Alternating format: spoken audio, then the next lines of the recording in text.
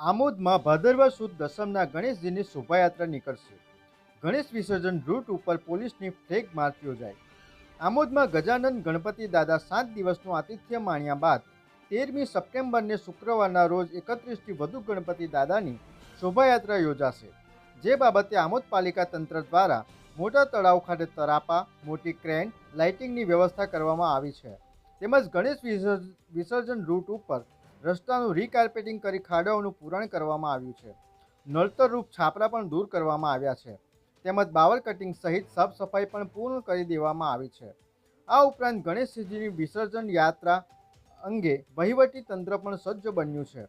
આમોદના ગણેશ વિસર્જન યાત્રામાં કોઈ અનિચ્છનીય બનાવ ન બને માટે આમોદ પોલીસ તંત્ર દ્વારા 1 નાયબ પોલીસ અધિક્ષક, 3 PI, 12 PSI, 72 SRP, 190 police, 90 home guard, 36 જીઆરડીનો પોલીસ બંદોબસ્ત ગોઠવી દેવામાં આવ્યો છે અને વિસર્જન રૂટ ઉપર પોલીસની ફ્લેગ માર્ચ યોજાઈ હતી. આમોદ નગરમાં આગામી 13મી સપ્ટેમ્બરના રોજ ગણેશ વિસર્જન અંગેની શોભાયાત્રા નીકળવાની હોય.